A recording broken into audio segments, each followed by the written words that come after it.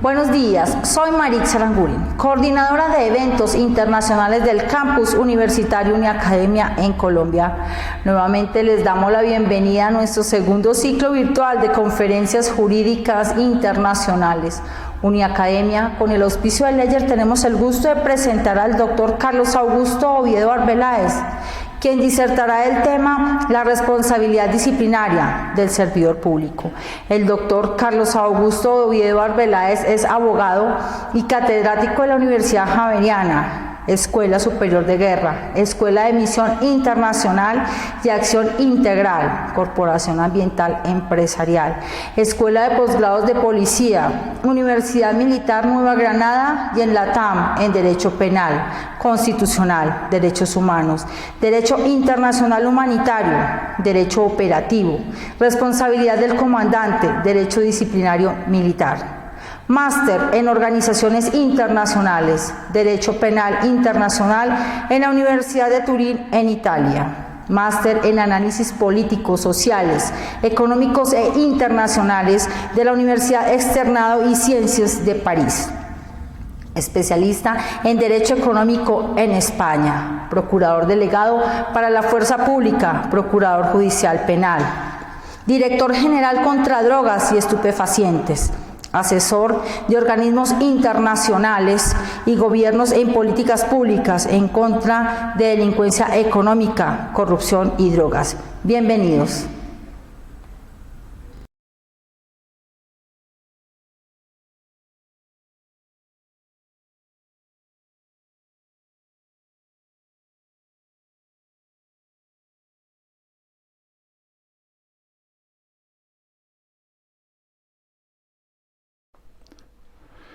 Hola, ¿cómo se encuentran ustedes?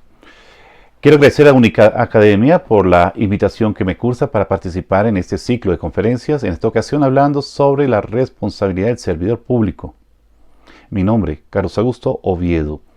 Soy profesor de la Universidad Javeriana, entre otras varias universidades en el continente, y para mí es honroso aceptar esta invitación. Permítame presentarme. Yo soy abogado de la promoción de 1991, hace 30 años. Estamos próximos a celebrar también el 33º aniversario de la Constitución colombiana. Desde el año de 1995 me desempeño como docente titular de la Cátedra de Derecho Constitucional en el Departamento de Derecho Público. Adicionalmente he tenido en el Departamento de Derecho Penal la clase de Derecho Penal y las maestrías de Constitucional, Administrativo y de Derecho Económico. He tenido a cargo el tema de la responsabilidad de los servidores públicos.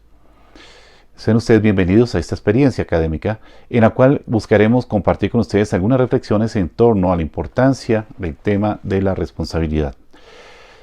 En primer lugar, para hacer este análisis, haremos un recorrido por múltiples áreas del derecho constitucional, derecho penal, derecho disciplinario, y por supuesto del derecho administrativo.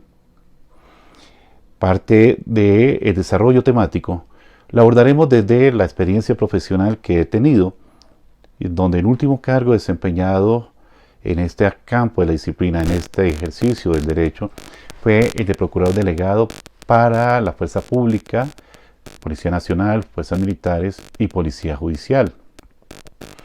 Desde esta función tuve a cargo la responsabilidad, el deber de investigar la responsabilidad disciplinaria de servidores públicos vinculados con el sector defensa y apoyo de la Policía Judicial. También he tenido la oportunidad de participar en la sala disciplinaria, que es la segunda instancia de las decisiones que adoptamos los procuradores delegados.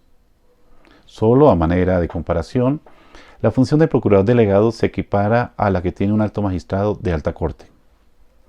Bienvenido entonces a esta conferencia a cargo del profesor Carlos Augusto Oviedo. Y agradezco a Uniacademia y a su cuerpo docente, a los organizadores de este evento, por esta magnífica invitación.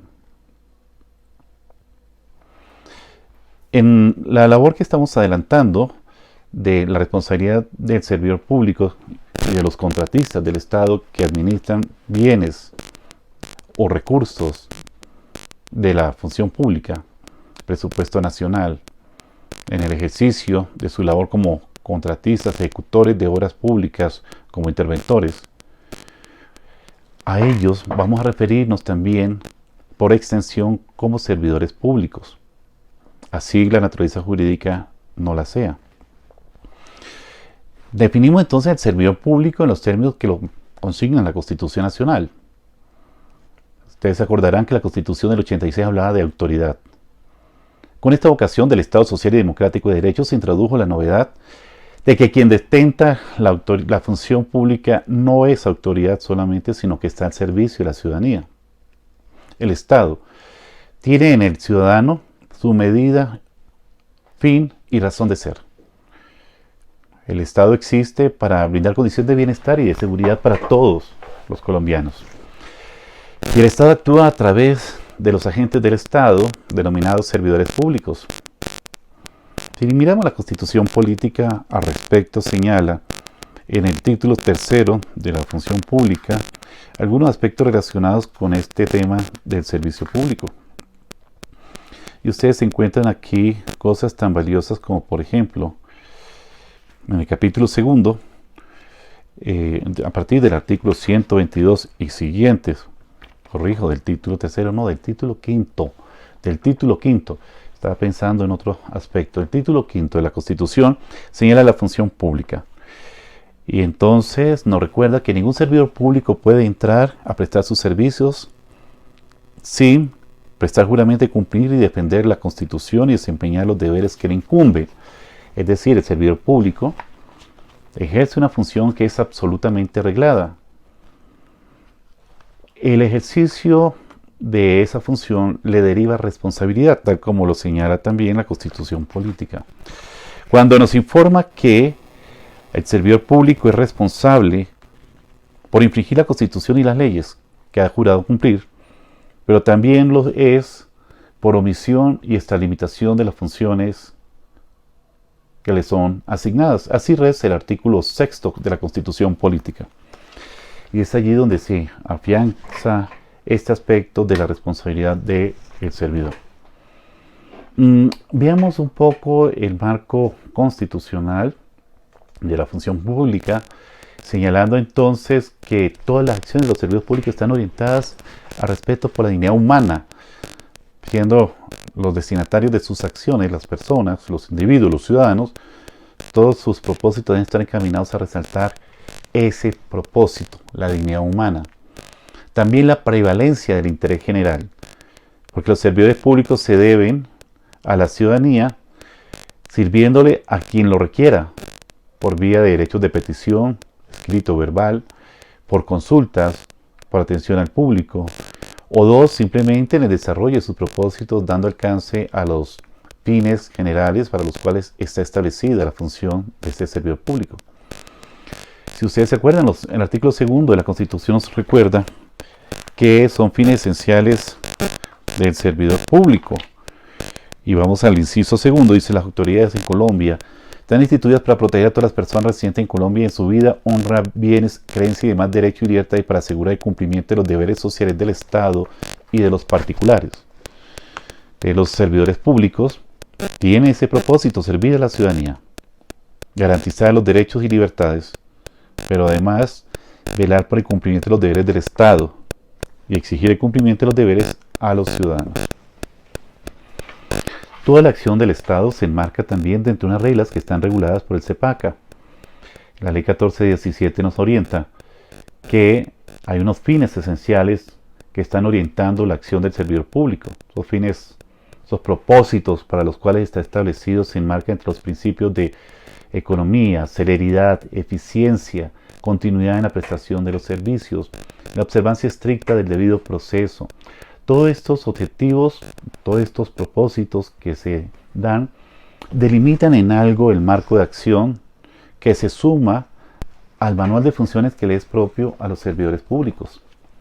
De hecho, volvemos sobre la Constitución y volvemos a mencionar que en los artículos 123 y siguientes de la Constitución, a este respecto señala algunas particularidades que son relevantes a estos objetivos. El primer tema de la Constitución es que define quiénes son servidores públicos y señala que lo son los miembros de las corporaciones públicas, Congreso, asambleas departamentales, empleados y trabajadores del Estado, empleados públicos, trabajadores oficiales, sean vinculados reglamentariamente o por vía contractual. Tanto las entidades centralizadas como las entidades descentralizadas territorialmente y por servicios. Eso aglutina toda la estructura del Estado. Por ello, recalca el artículo 123, los servidores públicos están al servicio del Estado y la comunidad y ejercerán las funciones en la forma que están previstas en la Constitución, la ley y el reglamento propio del cargo que desempeñar, de tal manera que solamente puede hacer lo que por Constitución, ley y reglamento le está permitido. Si hace de más, extralimitación. Si no cumple con su función, omisión. Y es eso lo que nos recuerda constantemente el Código Disciplinario, cuando nos dice que los servidores públicos responden por, entre otras cosas, infracción al deber de garantía que le asiste en el cumplimiento del cargo que ostentan. Y nos recuerda el artículo 124 constitucional que los servidores públicos responden ante las autoridades por determinación de la ley y se señala la forma de ser efectivo. Responden disciplinariamente ante los órganos de control interno disciplinario de las entidades o ante la Procuraduría General de la Nación cuando ejerce el poder preferente. En materia penal, responden y son investigados por la Fiscalía General de la Nación, salvo los casos de los aforados que tendrán un trámite diferente, y son investigados, acusados ante jueces penales por los delitos que cometan. También responden administrativamente. Y en este caso, la responsabilidad administrativa puede ser de naturaleza laboral administrativa, que puede tener implicaciones como la finalización de su vínculo laboral, pero también desde el punto de vista de la responsabilidad fiscal, asunto que se ventila ante la Contraloría General de la República en procesos de responsabilidad fiscal, lo que también se conoce como juicios fiscales. Esto se deriva del mandato que consagra también la Constitución Política, cuando señala que, en el artículo 90, el Estado responderá patrimonialmente por los daños antijurídicos que le sean imputables causados por acción y omisión de las autoridades públicas. Es decir, si la conducta del servidor público infringe su deber constitucional reglamentario y genera un daño, el Estado está llamado a reparar. Pero, como dice el inciso segundo, en el evento en que el Estado sea llamado a la reparación patrimonial de tales daños, podrá repetir contra el servidor público que de manera dolosa o gravemente culposa haya sido causante. Igualmente, en materia de responsabilidad, nos señala que el servidor público responde por infracción manifiesta del precepto constitucional. El mandato del superior no exime de la responsabilidad a la gente que lo ejecuta. Y tratándose de los militares, pues ellos tienen un propósito diferente. Allá se habla de obediencia debida, no obediencia ciega. Por lo tanto, es el superior quien responde por la conducta del subalterno, pero también el subalterno responde por la conducta cuando es manifiestamente ilegal e inconstitucional y la ha cumplido violando la Constitución y la ley. Todos estos aspectos nos recuerdan entonces que la Constitución en sí misma nos señala la responsabilidad de los servidores públicos. Por eso el artículo 92 incluso faculta a que cualquier persona, cualquier ciudadano, pueda solicitar de la autoridad competente la aplicación de las sanciones penales, disciplinarias, derivadas de la conducta de las autoridades públicas. Más claro no puede ser. Esto lleva a afirmar que para algunos que la Constitución de 91 es ante todo un código de ética, un código de conducta del servidor público, y para algunos es considerado como un instrumento de lucha contra la corrupción. Y sí, en parte del propósito en el cual estuve inmerso cuando lideramos ese movimiento estudiantil de la séptima papeleta, algo que nos interesaba muchísimo era cambiar las malas prácticas que se adelantaban tanto por el poder político como por las autoridades, que abusando del poder y las facultades no se entendían servidores públicos, sino que estaban más pensando en conductas de que hoy son calificadas de abuso de poder. Déjenme decirles entonces que la responsabilidad del servidor público tiene un desarrollo bastante amplio en la Constitución política. Tendría que señalar también, a manera de ejemplo, cómo el artículo 126 de la Constitución también nos asigna algunas tareas que debemos tener presentes. Y es cuando hace referencia a que los servidores públicos no podrán, y ahí está el tema de empezar a generar un ambiente de conflictos de intereses o también de inhabilidades e incompatibilidades para lograr que las decisiones del servidor público sean siempre tomadas de manera objetiva y no intereses particulares, familiares, de socios o para favorecer a su cónyuge. Ahí se generaron algunas inhabilidades, como por ejemplo los servidores públicos no podrán en el ejercicio de funciones nombrar y postular ni contratar a personas cuales tengan parentesco. Eso es para evitar el nepotismo. Sin embargo, en Colombia se introdujo la figura de tú me eliges, yo elijo a tus familiares. Es decir, no puedo elegir a mi familia, pero sí voy a elegir la familia de los nominadores, que escapa del control de esta disposición. ¿Qué otra cosa debemos señalar aquí? El artículo 127 nos dice, no podrán celebrar por sí o por interpuesta persona en representación de otro contrato alguno con entidades públicas o personas privadas que manejan o administran recursos públicos, salvo excepciones legales. Esto es recogido también en la Ley 80 como régimen de inhabilidad y incompatibilidad que trata el artículo 8 y que también está recogido en un sinnúmero de disposiciones de código disciplinario cuando nos recuerda que es una falta disciplinaria violar este régimen de compatibilidades, de conflictos de intereses, y se considera una falta grave al desarrollar este tipo de conductas que están prohibidas desde rango constitucional.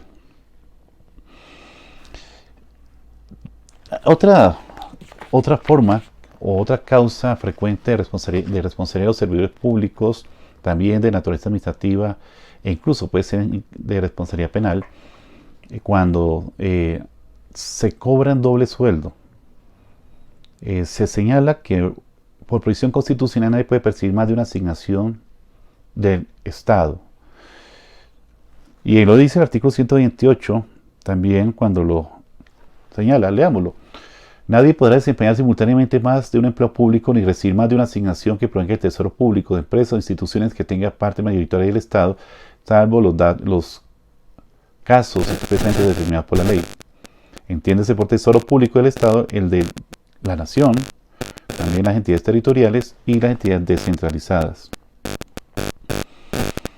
Deriva responsabilidad también del servidor público, según la Constitución, recibir promesas, contratos, cargos, recompensas de gobiernos extranjeros, porque se considera que con eso se está abriendo la puerta a actos de traición a la patria. En fin, la Constitución política colombiana nos pone en manifiesto varias disposiciones que en este sentido nos señala cómo los servidores públicos cumplen una función de servicio a la ciudadanía, que su función está absolutamente arreglada, que solamente puede hacer lo que la Constitución, la ley y los reglamentos le autorizan, y que cualquier omisión o extralimitación de las funciones o la transgresión de la Constitución, la ley y los reglamentos implican responsabilidad. Responsabilidad que puede iniciar de manera oficiosa los órganos de control, y al interior de las entidades hay oficinas de control interno disciplinario, pero también puede ser por queja o denuncia que puede formular cualquier ciudadano, cualquier persona que se sienta afectada o vulnerada por las acciones de los servidores públicos. Todas estas normas que trae la Constitución están también colocadas con el propósito de combatir la corrupción. Si ustedes recuerdan el artículo 179 de la Constitución política, cuando habla de incompatibilidades para ser congresista, también extiende esa incompatibilidad a todos los servidores públicos. No podrá ser congresista, y entonces dice quien haya sido condenado por delitos comunes. No podrá ser congresista quien tenga vínculos de parentesco con otra persona que también va en la misma lista.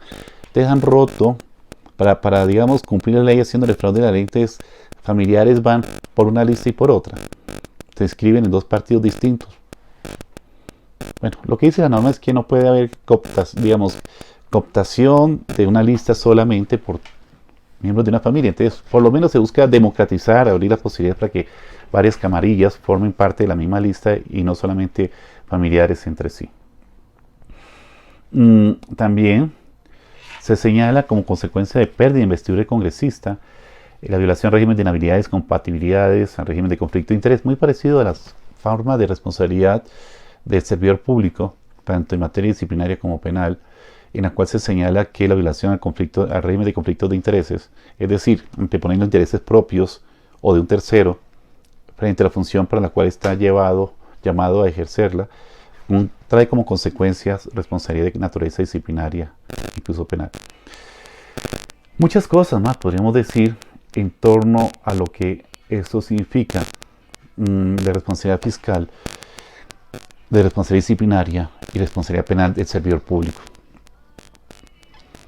Pero cuando hablamos del deber de garantía, que es quizá el punto más interesante de cómo se imputa o cómo se infiere responsabilidad del servidor público, tendríamos que decir que es el incumplimiento del deber de garante que tiene el servidor público, que lleva a que tenga que rendir cuentas. Una forma de establecer el daño antijurídico en materia disciplinaria y la ilicitud sustancial de la conducta para poder determinar el cargo que se le atribuye a título de qué tipo de falta y cuál es la gravedad y el impacto que tiene esa falta, que es muy importante para determinar la responsabilidad, tiene que ver con, digamos, la transgresión de los principios que rigen la función administrativa. Y eso se encuentra en el artículo 209 constitucional, que señala que la función administrativa debe estar siempre al servicio de los intereses generales. Es lo que hemos dicho, prevalencia del interés general sobre el interés particular. Y se desarrolla con base o con fundamento en los principios de igualdad, moralidad, eficacia, economía, celeridad, imparcialidad y publicidad. Esto quiere decir que una forma de derivar responsabilidad de los servidores públicos es poder entender que la conducta desplegada por el servidor público viola los propósitos de la función pública, cuando toma decisiones que son antieconómicas, cuando adopta decisiones que, rompiendo el principio de selección objetiva, digamos, se inclina la balanza para favorecer a un determinado oferente, contratista, rompe el principio de la igualdad que está llevado a observar en cuanto encarna la majestad del Estado. Porque además eso viola un principio también constitucional que dice que todos tenemos igualdad de acceso al servicio público, a la función pública, a los contratos del Estado. Y todos ellos se rigen por ese principio de selección objetiva que no es otra cosa que la observancia rigurosa de la igualdad, en donde lo que determina que se ha escogido uno u otro, digamos, como uno u otro candidato, uno u otro contratista, debe ser el mérito, la calidad de producto, la competencia que se da al interior de un proceso de subasta inversa, y no factores como el amiguismo, el interés en el resultado, la dádiva, la lisonja, que a veces acompaña ese tipo de toma de decisiones. Claro, violar esos principios de igualdad constitucionales se traduce en faltas disciplinarias e incluso tienen consecuencias penales. Tratándose, por ejemplo, de delitos contra la administración pública, estamos hablando de delitos en materia de contratación, sería el interés indebido en la celebración de contrato, lo que rompe el principio de la igualdad. El principio de moralidad. La conducta del servidor público debe ser intachable, debe ser limpia y sin mancha. Cuando empieza a haber conductas que son contrarias a la moralidad, estamos en casos de corrupción. Corrupción que se ha tomado incluso de manera extendida el ejercicio del Estado, aclarando que para que haya corrupción se requiere tanto de la corrupción pública como de la corrupción privada. Si bien se corrompe o se desarrollan conductas corruptas en materia de contratación estatal, quienes la cometen son tanto el servidor público que se presta para desarrollar la conducta corrupta como el particular que desarrolla la conducta corrupta, o bien sea o porque ofrece o por qué acepta transar con el servidor público para que le sea asignado el contrato. Estamos frente a cohecho y concusión en materia penal.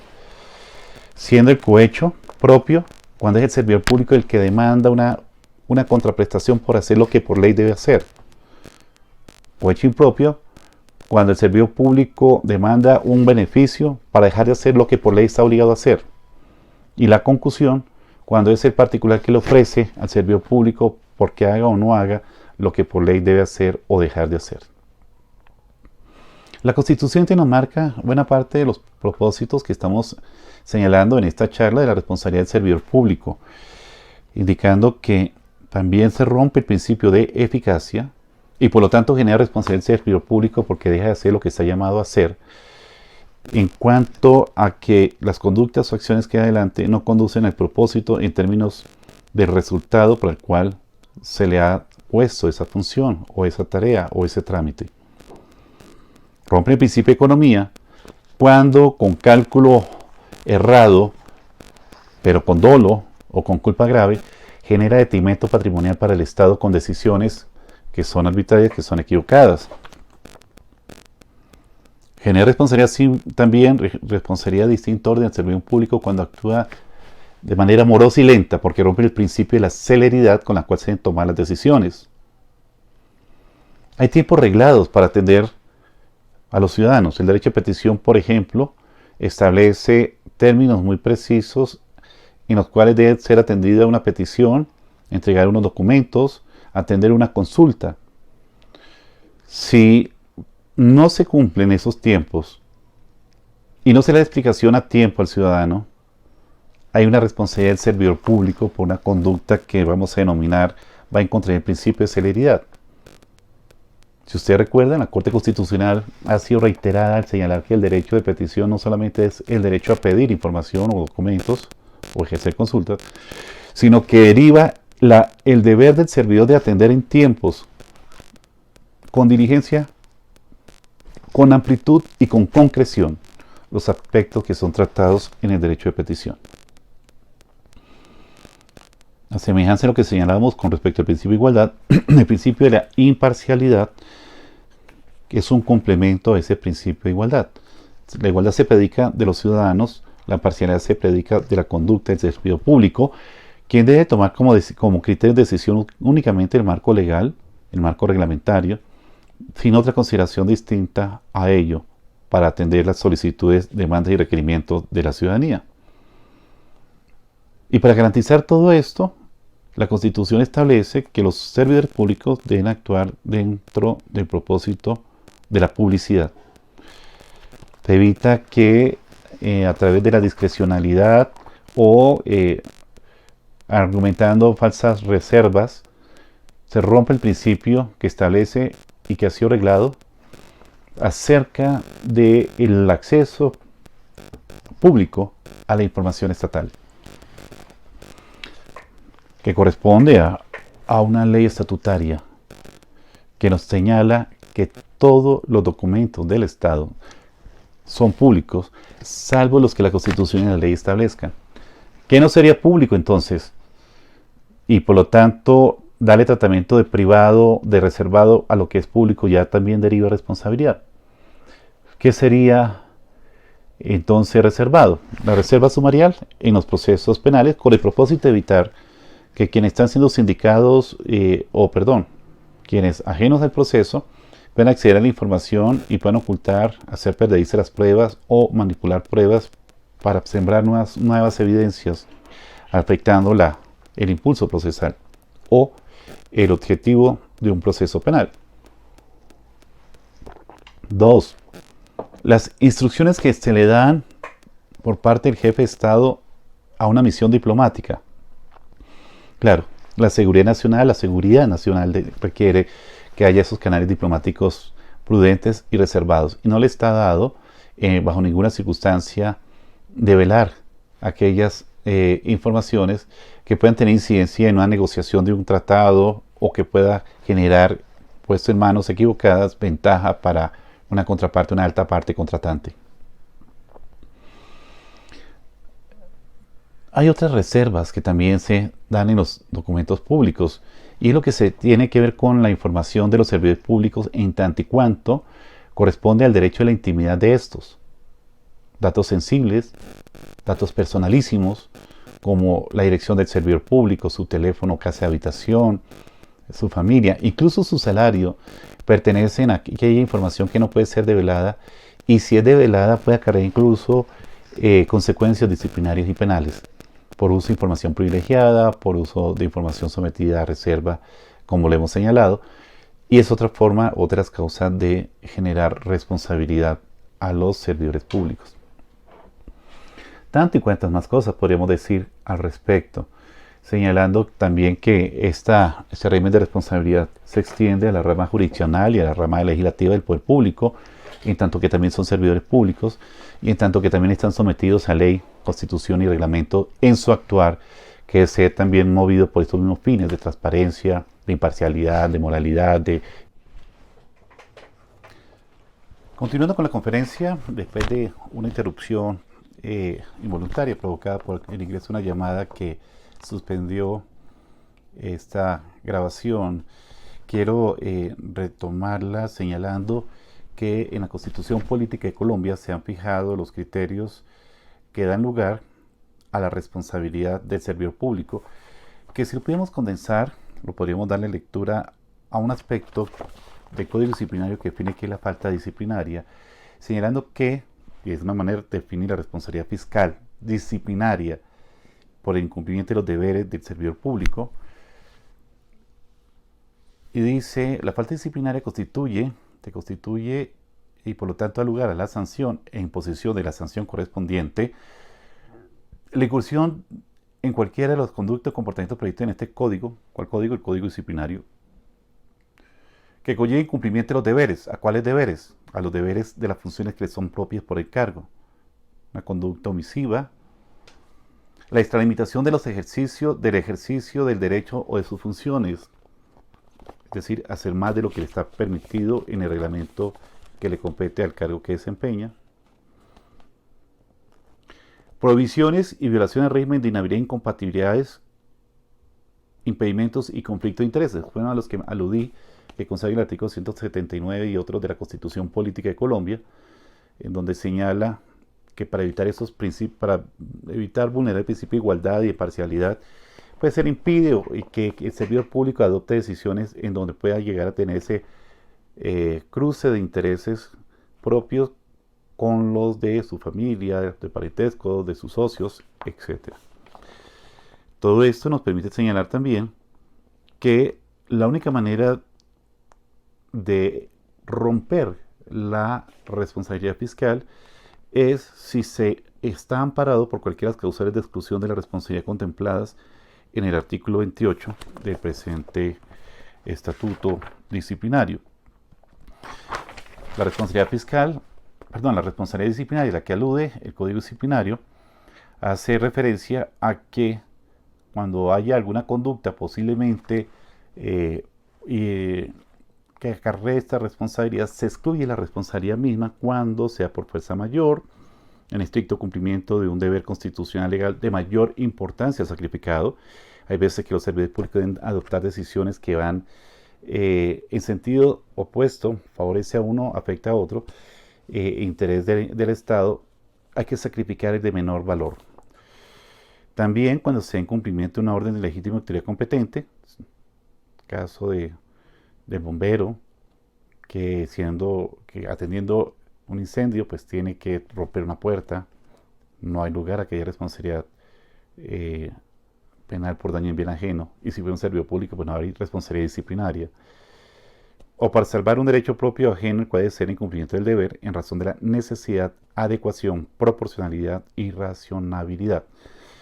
Los servidores públicos son humanos, son personas, también tienen necesidades y sus intereses, en la defensa de sus propios intereses, de sus propios derechos, el derecho a la vida, de su propia vida, a veces puede llevar a que tomen decisiones que aparentemente eran faltas disciplinarias, pero que explicadas en estos términos rompen con la responsabilidad fiscal. Otra causal de eximiente responsabilidad es la insuperable coacción o miedo. Fíjense ustedes, en un país donde hay tantas amenazas a los servidores públicos terminan a veces tomando decisiones que son controversiales y rompen el principio de imparcialidad y de igualdad, amenazas que recaen sobre sus vidas, sobre las de su familia, que llevan a que tomen ese tipo de decisiones. También puede haber un error en tipo.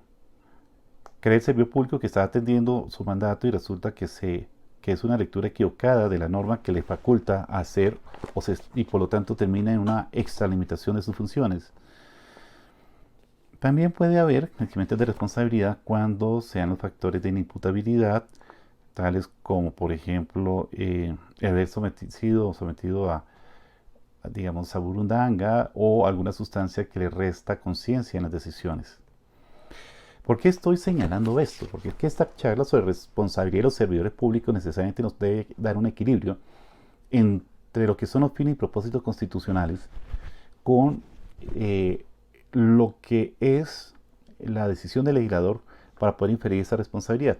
Hemos pasado de la responsabilidad disciplinaria a la responsabilidad penal y a la responsabilidad fiscal de manera general, porque hemos tenido como fundamento, como hilo conductor de esta conferencia, los aspectos constitucionales que demarcan ese origen a la responsabilidad. Decantando un poco más el tema, la responsabilidad del servidor público en un país donde se ha extendido tanto la corrupción se manifiesta de mayor medida por causas tales como la contratación estatal, el ejercicio de la función pública, el romper el régimen de conflicto de intereses, entre otras muchas causales de responsabilidad que muchas de ellas son determinadas de manera genérica como actos corruptos. La Procuraduría General de la Nación en su momento señalaba que se calculaba que entre un 19 y un 25% del total de la contratación estatal se iba en gastos de corrupción. El Estado compraba caro, se decía, en parte porque el extraprecio lo generaba quien tomaba la decisión de compra, la selección de los contratistas, o participaba en algún momento en los pliegos, en la elaboración de los pliegos, o en el momento de hacer efectivos los pagos. Estos, digamos, peajes que se establecen en la relación entre los contratistas y las entidades contratantes encarecen o afectan, encarecen el producto o compra de bienes y servicios o afectan la calidad de los bienes y servicios que son provistos por estos contratistas. En ese escenario, pues obviamente llama la atención que hay una concurrencia de culpas, de conductas delictivas y por lo tanto la responsabilidad fiscal del servidor público, perdón, la responsabilidad penal y disciplinaria del servidor público, también la responsabilidad fiscal si se acredita el daño, recae en este, pero también bajo la figura del copartícipe se extiende las normas penales como un amplificador del tipo penal a quienes, siendo particulares, como los contratistas, concurren en la comisión del delito. Lo hemos expresado claramente, no puede haber cohechos sin que haya un servidor público y un contratista o un particular. No puede haber concusión si no hay alguien que da y alguien que recibe. Entonces se requieren las dos caras de la moneda. Y es allí donde señalamos la importancia de este amplificador del tipo penal que permite inferir responsabilidad también en los particulares cuando prestan funciones o cumplen propósitos afines al servicio estatal. No hay que olvidar que el mismo Código Disciplinario establece, en el Código General Disciplinario establece que hay responsabilidad disciplinaria también del particular cuando administra fondos del Estado, recursos de la hacienda pública y por ende debe estar llamado a atender con igual rigor y pulcritud como lo debería ser un servidor público. Si miramos desde el punto de vista de las sanciones penales, el Estado no ha sido muy eficaz, no brilla por su eficacia en el combate de estas malas prácticas de delitos contra la administración pública. No pasa de 3.000 sanciones al año, pero los hechos corruptos son cientos de miles.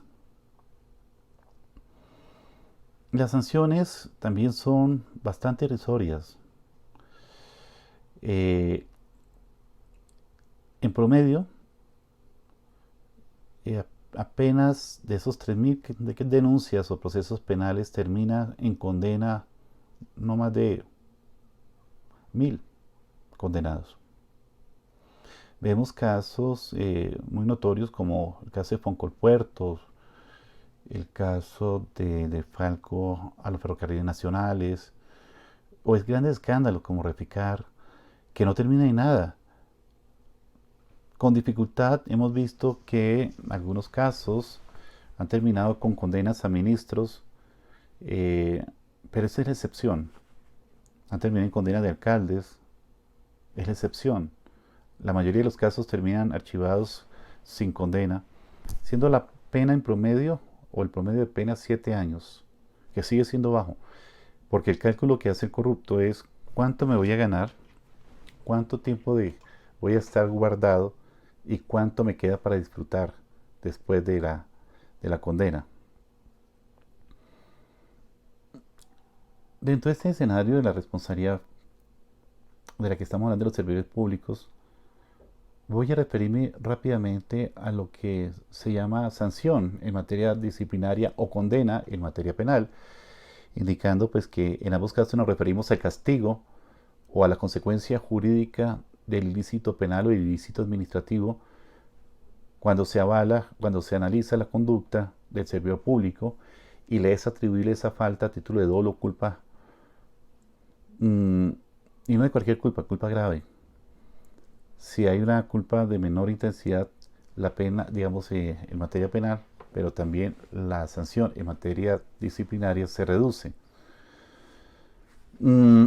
Luego, entonces, la sanción o la condena va acompañando la calificación que hace el operador jurídico de la conducta que se cuestiona, que está bajo su análisis, una conducta sub judice, que se considera que es una conducta antijurídica, es decir, viola los preceptos que ya hemos señalado, de deber de garantía, por omisión y extralimitación de sus funciones, que rompen el régimen de inhabilidad e incompatibilidades, conflicto de intereses, falta sus deberes funcionales. En ese caso, esa conducta se considera antijurídica en materia penal o con ilicitud sustancial, es decir, que genera un daño a los bienes jurídicos que está llamado a observar el servidor público. Será una conducta típica si se logra la adecuación de la conducta censurada versus la norma que incorpora y tipifica la falta disciplinaria o la falta penal, y se considera que la sanción se impone cuando se establece una forma de responsabilidad, de culpabilidad, perdón, porque en Colombia queda excluido, según dice el artículo 29 de la Constitución, la responsabilidad objetiva. Es decir, se requiere que la conducta que se endilga al servidor público sea a título de dolo, es decir, con intencionalidad de infringir la norma, o con culpa, y la culpa entendida de manera que puede ser culpa con representación o culpa sin representación, siendo la culpa con representación en materia penal a veces se confunde con el dolo eventual, es decir, sabiendo que la conducta es ilícita, aunque no quiere su materialización, igual desarrolla la acción generándose el ilícito.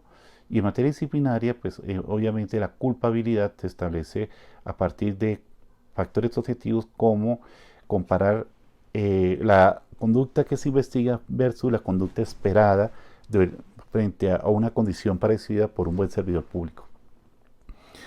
Estamos señalando entonces que las sanciones imponibles en materia penal y materia disciplinaria que pertenecen al mismo jus puniendi del Estado, claro, ¿cómo se infiere la responsabilidad y las consecuencias de la responsabilidad del servidor público en ejercicio de la facultad sancionatoria del Estado? La facultad sancionatoria será en materia penal cuando se lleva por este camino, disciplinaria cuando el operador al que se asigna la labor de investigar pues es la Oficina de Control Interno Disciplinario de la entidad o la Procuraduría General de la Nación que la ejerce, o porque tuvo conocimiento, o porque ejerce el poder preferente, o porque se trata de algunos funcionarios que por su condición, estatus, solamente le es competencia de la Procuraduría. También hay faltas que son exclusivas de competencia de la Procuraduría, por ejemplo, las derivadas de la Ley 1010, acoso laboral, son competencia exclusiva de la Procuraduría. Estamos señalando entonces que las sanciones imponibles en materia disciplinaria van de acuerdo a la gravedad de la falta, que pueden ser amonestación, llamada de atención, suspensión, destitución e inhabilidad hasta por 20 años para ejercer cargos públicos. Y en materia penal, las penas pues, son de naturaleza principal, prisión, penas privativas de libertad, pero también penas accesorias que pueden ser tan o más gravosas, como la imposición de multas, la pérdida del empleo, la inhabilidad para ejercer cargos públicos, la inhabilidad para desarrollar ciertas actividades comerciales, inhabilidad para desarrollar, conducir vehículos, portar armas. Son penas complementarias, penas accesorias que, según la naturaleza de la conducta investigada, pueden imponerse como sanción. Muchas veces, digamos, lo que más temen los servidores públicos no es solamente la pérdida del empleo, sino también exponer su patrimonio a las consecuencias, como las que consagra el artículo 35 constitucional, que es la extinción del derecho de dominio, por haber incrementado en detrimento de la moral social o del tesoro público. La extinción de dominio y también las consecuencias de la responsabilidad del proceso de responsabilidad fiscal, que son de corte patrimonial. Dicho esto, para algunos también se cuestiona digamos, la acumulación de sanciones que puede recaer sobre el servidor público, ¿no? Hay quienes dicen, oye, aquí pasamos de un extremo, pocas veces sancionamos, pero cuando sancionamos se nos va la mano porque al mismo servidor público, por la misma falta, le estamos acarreando consecuencias disciplinarias, consecuencias penales, consecuencias de responsabilidad fiscal, y muchas de ellas tienen en común que también van a tener impacto patrimonial, vía multa penal, multa de régimen sancionatorio o multa de resarcir el daño. Y ojo, pocas veces me he referido en esta conferencia, en el tema de la responsabilidad de sancionatoria, penal y disciplinaria, pocas veces me he referido a la responsabilidad fiscal porque no se considera la responsabilidad fiscal como parte del ius puniendi. La responsabilidad fiscal tiene como propósito resarcir el daño causado por el servidor público que actúa de manera dolosa o gravemente culposa y que ha generado un detrimento patrimonial. No se considera eso una sanción, se considera es un acto indemnizatorio, si me lo permite llamar de esa manera, y que también igual sucede con el tema de la acción de repetición. Si miráramos desde el punto de vista del componente disciplinario, las conductas disciplinarias están regladas claramente. Tratándose, por ejemplo, de conflicto de interés, relación al conflicto de interés, pues debo referirme y definirlo en los términos de la norma disciplinaria que dice que todo servidor público deberá declararse impedido para actuar en un asunto cuando tenga interés particular y directo en su regulación, gestión, control o decisión, o lo tuviera su cónyuge, compañero o compañera permanente o alguno de sus parientes dentro del cuarto grado de consanguinidad, segunda afinidad, primero civil, o socios, o socio de hecho o de derecho. Cuando el interés general propio de la función pública entre en conflicto con un interés particular y directo del servidor público, el servidor público, deberá declararse impedido. Queda entonces clarísimo que empieza a darse contenido y forma al tema de la responsabilidad por la violación al régimen de conflictos de intereses. Cuando miramos el tema de las sanciones disciplinarias, en el Código General Disciplinario y en el Código Disciplinario Único, las faltas disciplinarias están taxativamente señaladas. Es decir, se requiere por virtud del principio de la legalidad o el principio de tipicidad. Solamente se puede inferir responsabilidad del servidor público cuando la conducta explicada se encuadra dentro de los elementos del tipo disciplinario o, en materia penal, el tipo penal. Uno de los cuestionamientos que se hace en materia penal, en materia disciplinaria, es la doble concurrencia cuando hay conductas de trascendencia penal que a su vez son conductas con trascendencia disciplinaria. Por regla general, todos los delitos son per se constitutivos de falta disciplinaria. Así lo define el artículo 48.1 del Código Disciplinario Único y también así lo define el Código General Disciplinario cuando señala que realizar objetivamente una descripción típica consagrada en la ley como delito sancionable a título de dolo, cuando se cometa en razón, con ocasión o como consecuencia de la función o cargo o abusando del mismo, es falta disciplinaria. Si el delito cometido por el servidor público es en cuanto a la función del cargo, en cuanto o como consecuencia de sus funciones, tiene trascendencia disciplinaria.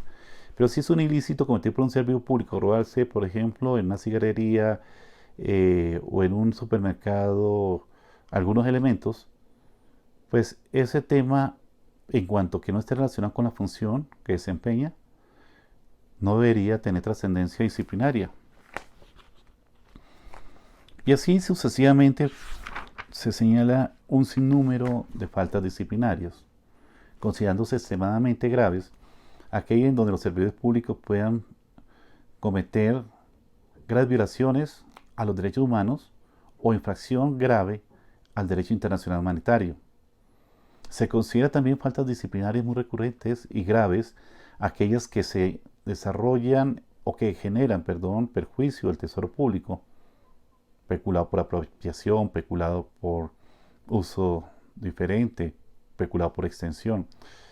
Como se mira en materia penal, en materia disciplinaria tienen distintos tipos específicos, tratando de señalar que obviamente son faltas disciplinarias en la medida en que controvierten el principio de moralidad de la función pública y que acarrean consecuencia daño a los intereses presupuestales del Estado.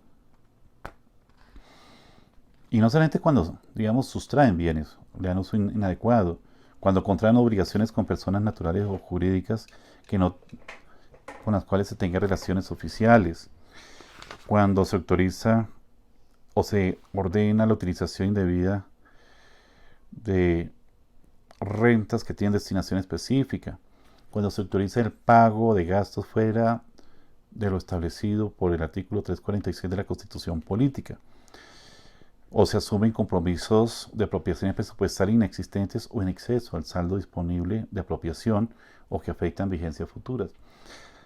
Todo esto para señalar que son ilícitos disciplinarios, conductas que afectan los intereses patrimoniales del Estado, pero también tienen su reflejo en la contracara en materia penal bajo la denominación de delitos contra la administración pública, que son los que están consagrados en los artículos 397 y siguientes del Código Penal, título 15 del libro segundo del Código Penal, parte especial.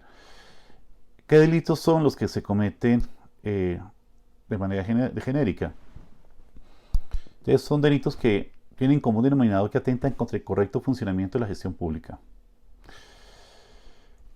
o que no observan los principios y valores a los que ya hemos hecho alusión en la Constitución Política para el ejercicio de la función estatal. Estamos hablando del artículo 209 de la Constitución, tales como el principio de legalidad, moralidad, celeridad, eficacia, publicidad, entre otros. Muchas de estas disposiciones recogen incluso compromisos internacionales que Colombia en los que ha sido suscriptor. No olvidemos que el derecho interno también ve la fuente de estándares internacionales como el de la Convención de Naciones Unidas contra la Corrupción, suscrito en Mérida, México, en el año 1998. De ahí se derivan, por ejemplo, la tipificación, como quedó en el Código Penal también, del delito de soborno transnacional, del delito de lavado de activos, cuando se lava recursos fruto del desangre del tesoro público. Y todos ellos siempre tienen como común denominador que en su tipificación pretenden proteger bien jurídico de la función pública, bien jurídico al que ya hemos aludido de distintas formas. Y no solamente la herramienta penal la que se ha interesado por el tema de ponerle alto y coto a algunos comportamientos que son contrarios a la función pública. La ley 190, Estatuto Anticorrupción, en el año 95 tenía ese propósito, como la ley 1474 del 2011, que son normas que están orientadas a fortalecer la prevención, investigación y sanción de la corrupción y el efectivo control de la gestión pública. Esta norma, que es la 1474 de 2011, fue reglamentada por el decreto 4632 de 2011 y también tiene su reconocimiento en el decreto 734 del año 2012. Estos temas que estamos diciendo tienen implicaciones de responsabilidad penal y disciplinaria, han tenido su tratamiento y el Estado ha gastado buenos recursos tratando de combatir prácticas corruptas. Por eso se despidió el COMPES 167 cuyo propósito además está inmerso en simplificar trámites. También fue conocido como un estatuto antitrámites, así lo dice el decreto 19 del 2012. La ley 1712 del año 2014 es muy importante en materia de responsabilidad del servidor público, lo hemos dicho, en cuanto a que para proteger el principio general de la publicidad se considera que la ley de transparencia y de derecho de acceso a la información públicas son estas normas estatutarias garantía del acceso de la ciudadanía a la función pública, a la transparencia, al acceso a la información, para evitar que el ciudadano sea asaltado en su buena fe con informaciones que son escondidas. Algunos organismos internacionales como Transparencia por Colombia, organismos no gubernamentales, han dedicado mucho esfuerzo tratando de establecer este aspecto de la responsabilidad del servidor público. Incluso se ha definido algunos días como el Día de la Transparencia. Se han hecho pactos para que los contratistas eviten acudir a prácticas corruptas como pagar sobornos, coimas, torcer las decisiones que van en contra de la selección objetiva. Y eso es lo que denominamos pactos de integridad. Los pactos de integridad son entonces la contracara a lo que estamos señalando de cómo se puede combatir la corrupción sin necesariamente, no solamente acudiendo al expediente recurrente de las sanciones, sino también generando prácticas que vayan con medidas preventivas contra la corrupción. Hay muchas otras herramientas que se están utilizando en igual sentido, de las cuales buscan justamente prevenir para no tener que lamentar y aplicar la responsabilidad de los servidores públicos. Matrices de riesgo contra la corrupción y fraude. Busca establecer dónde hay, dentro del recorrido del servicio público, factores que permitan que se concrete el triángulo de la corrupción o de fraude de Grizzly, que dice que allí donde hay conocimiento, oportunidad y necesidad del servidor público, ese triángulo permite que se den conductas defraudatorias. Conocimiento. El servidor público sabe cuál es su función y cuáles son las zonas grises y te busca esas zonas grises para sacar beneficio propio. Oportunidad. Mira cuál es dentro del proceso es donde está menos controlado o donde tiene contacto directo con el público o con los contratistas y busca ese contacto para generar negociaciones extra legales.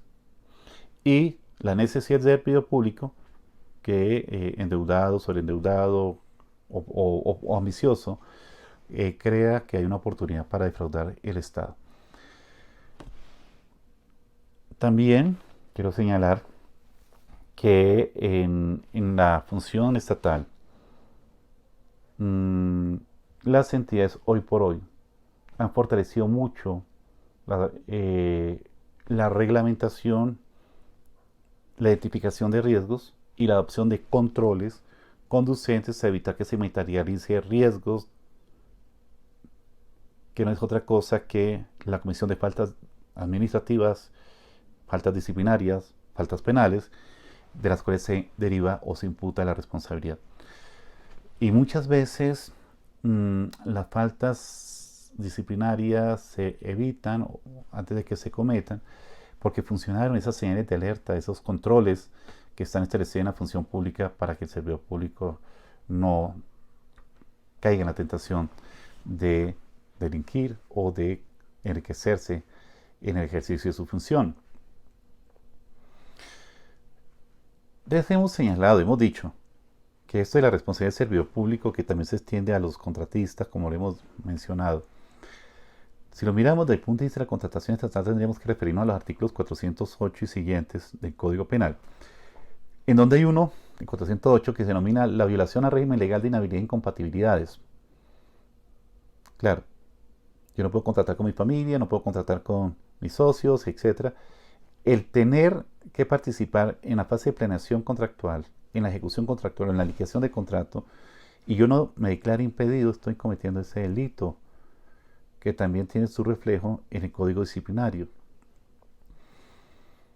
Cuando rompe el principio de selección objetiva, de imparcialidad, de igualdad, incurre en la conducta que trae el artículo 409 del Código Penal, que se denomina interés indebido en la celebración del contrato.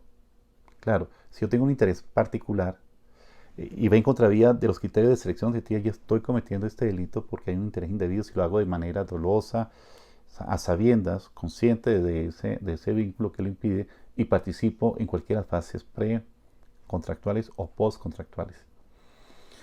Y la otra falta, digamos, el otro delito en materia contractual y deriva responsabilidad penal, disciplinaria, incluso responsabilidad fiscal, si hay detrimento del Estado, es el contrato sin el cumplimiento de los requisitos legales. Contrato sin cumplimiento de requisitos legales. Cuando hay requisitos que son sustanciales, que no son cumplidos, que no son observados, pues eso acarrea consecuencias de responsabilidad penal. De esta manera estoy señalando que en materia contractual, que es donde se pierde la mayor parte de los recursos, hay una implicación muy clara. Los otros delitos que más se cometen y por lo tanto son más frecuentes de inferir responsabilidad penal son los que están asociados con los peculados. El peculado no es otra cosa que, de manera genérica, el acto del servidor público de hacerse para sí bienes que le son ajenas porque son de propiedad del Estado. Y hacerse para sí es apropiárselos. Que si fuera entre particulares se llamaría hurto, aquí se llama peculado por apropiación. También puede ser peculado por uso, cuando le da una destinación, un uso diferente a la naturaleza para la cual le fue destinado ese bien, ese elemento, como un elemento de trabajo, o por aplicación oficial diferente. Así lo dice el artículo 397 a 399, el cual en materia penal puede incurrirse también a título culposo.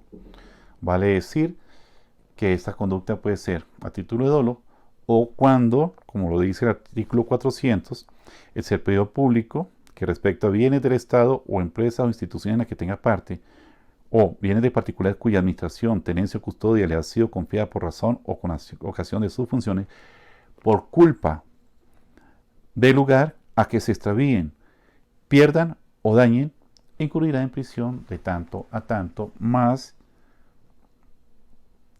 multa, más inhabilitación para el ejercicio de funciones públicas, entre otros.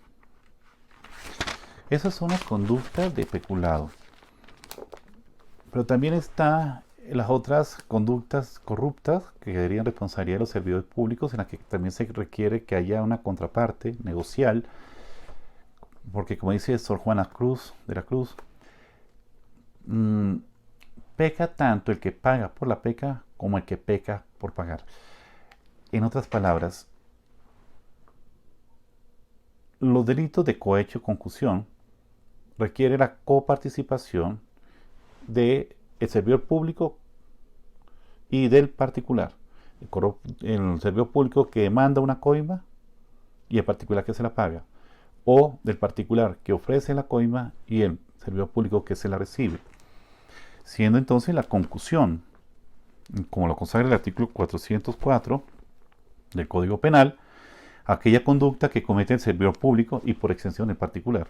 Ojo, por la figura que ya hemos señalado del partícipe, el servidor público que usando de su cargo o de sus funciones constriña, es decir, presione o induzca a alguien, vamos a suponer que es un particular, a dar o prometer al mismo servidor público que se investiga o a un tercero dinero o cualquier otra utilidad indebidos o los solicite.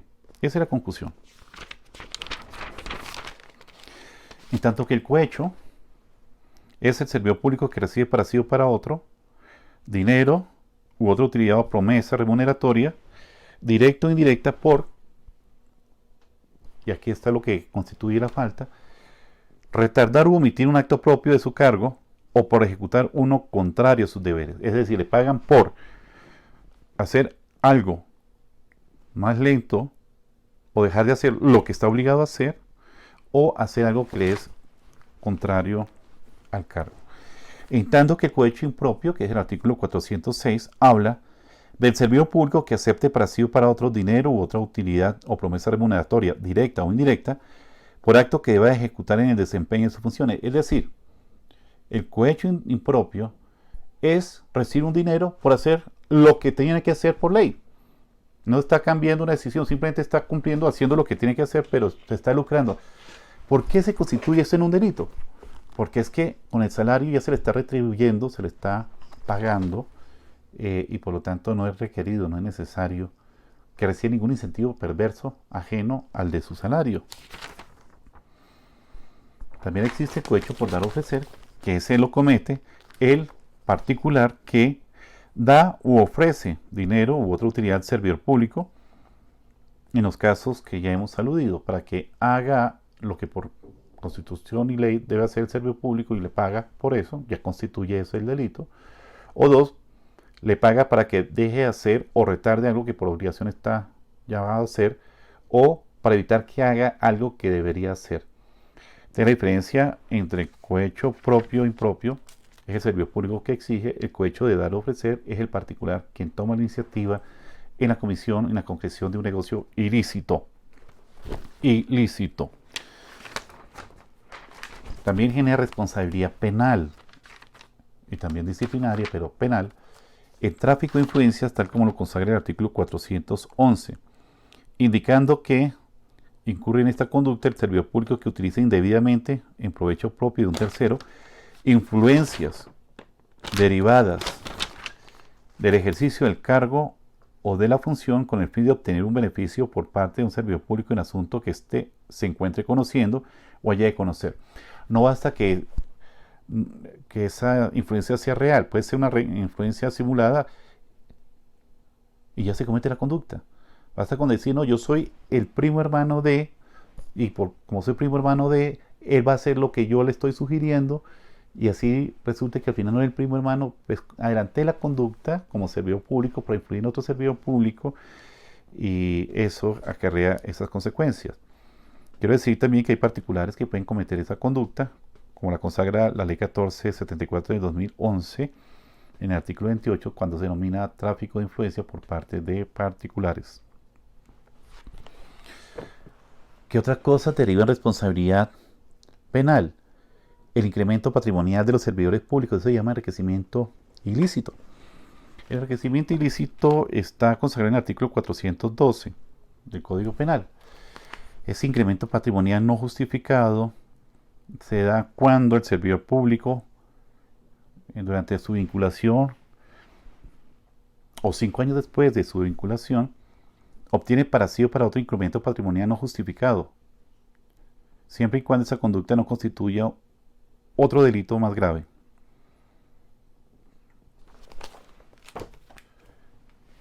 También deriva responsabilidad fiscal el comportamiento que adelanta un servidor público cuando adopta decisiones contrarias a derecho. Prevarica. Las pruebas que ha recaudado lo llevan a tomar una decisión en tal sentido y falla en sentido contrario, conociendo la prueba o la ley aplicable.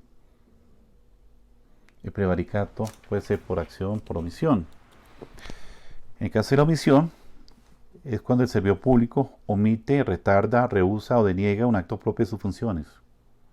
Eso acarrea también prisión, multa, incluso la inhabilitación para el ejercicio de los derechos públicos. Revelar los secretos por parte de un servidor público que conoció en un documento o noticia que debió mantener guardado como secreto reserva, la acarrea multas y pérdida del empleo. También lo es cuando hace utilización indebida de información privilegiada que le llega en tanto que formaba parte de una junta directiva, toman decisiones y se beneficia de ello. En materia del derecho penal económico es lo que se denomina en inglés el insider trading, que es obtener beneficio de alguien que estando dentro de la empresa se lucra con la información que obtiene en detrimento o de la empresa misma o de intereses de terceros. Acarrea sanción disciplinaria y penal los actos de intervención en política. Hay una prohibición constitucional que señala que los servidores públicos no pueden estar en debates electorales, terciando en los debates electorales o favoreciendo un determinado candidato. Pues eso trae consecuencias disciplinarias y consecuencias penales como las que señala el artículo 422 del Código Penal, cuando señala que el servidor público que ejerza jurisdicción, autoridad civil o política, cargo o dirección administrativa o se desempeña en un órgano judicial, electoral o de control, utilice su poder para favorecer o perjudicar electoralmente a un candidato, partido o movimiento político, incurre por ese hecho en multa o en prisión.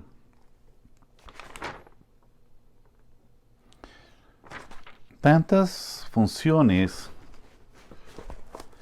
como se adelantan en el Estado por parte de distintos servidores públicos acarrean distintos comportamientos que pueden violentar el ordenamiento jurídico penal, jurídico disciplinario, jurídico administrativo. Y si uno quisiera ampliar más, pues ya se anticipó en algo cuando dijimos que el servidor público responde patrimonialmente por los daños que causa a terceros, directamente el servidor público, o cuando el Estado atiende la indemnización, el Estado a través de la acción de repetición puede repetir contra el servidor público, también puede hacerlo contra el contratista, cuando este es el que acarrea los daños. De alguna manera, la responsabilidad que ahí se alude es de naturaleza indemnizatoria, no penal, no es disciplinaria, no es sancionatoria. Y lo que se busca es hacer uso también de algunas facultades cautelares de embargo y secuestro, que incluso permite remate de bienes para utilizarse como medio de pago de las obligaciones que se derivan por virtud de un principio general del derecho, que es que todo aquel que causa un daño está obligado, llamado en primer lugar, a repararlo. Redondeando entonces, hemos hablado de la responsabilidad penal, la responsabilidad disciplinaria. De la responsabilidad penal recorrimos algunos artículos del Código Penal, entre artículos 397 y siguientes, que corresponden al título 15, delitos contra la administración pública. En materia disciplinaria hemos hecho alusión al artículo 48 y siguientes, que recogen las faltas gravísimas, graves y leves. En el Código Disciplinario Único y en el Código General del Proceso están claramente señaladas en el artículo 50 y siguientes, que traen las categorías de faltas disciplinarias. Y en el caso de la falta disciplinaria, pues este es solamente el requisito del servidor público o particulares que cumplen funciones públicas. Por eso es que las sanciones van desde suspensión de cargo, multas, inhabilidades, destitución e inhabilitación para ejercer cargos públicos. La responsabilidad del servidor público en materia de responsabilidad fiscal la mencionamos, no la hemos profundizado porque, digamos, escapa el alcance de esta conferencia, pero podemos decir que recae tanto en el funcionario como en el contratista o en el interventor, que son quienes concurren como distintas partes negociales en la celebración de contratos estatales. Se tramita a través de la figura de un proceso fiscal de cuentas que también permite la adopción de medidas cautelares de embargo y secuestro y remate de bienes. Son tantas y más cosas que tenemos que decir respecto a la responsabilidad del servidor público, pero permíteme aproximarme a algunas conclusiones. La primera conclusión: los servidores públicos están para cumplir los fines estatales. Están insertos entre la función administrativa, pero esta condición va más allá de pertenecer a la rama del Poder Ejecutivo, porque se extiende y son servidores públicos quienes desempeñan funciones en la rama jurisdiccional, también en el Congreso, pero que tienen unos códigos disciplinarios especiales, por excepción. La rama judicial tiene su propio, además, juez disciplinario, que es la Sala de Disciplina Judicial, distinta a la Oficina de Control Interno Disciplinario que asisten a entidades estatales o de la Procuraduría. También estamos señalando que los congresistas responden disciplinariamente por sus conductas y tienen incluso un tribunal de ética y otras cosas que al interior de Congreso, que no es muy eficaz en el cumplimiento de su propósito de mantener o imponer las sanciones disciplinarias. Tenemos también como conclusión que toda la responsabilidad fiscal, toda la responsabilidad del servidor público se deriva de la particularidad que el servidor público está nombrado o está elegido o es contratado para cumplir unas funciones que están regladas, que son conforme a la Constitución y la ley. Cualquier violación a la Constitución, a la ley o al reglamento, cualquier conducta omisiva o de extralimitación de funciones o violación de conflicto o que lo ponga en violación de régimen de inhabilidad e incompatibilidades o en manifiesto conflicto de interés, acarrea consecuencias disciplinarias, penales, y si hay daño patrimonial, fiscales, y si afecta a un particular puede iniciar acciones indemnizatorias.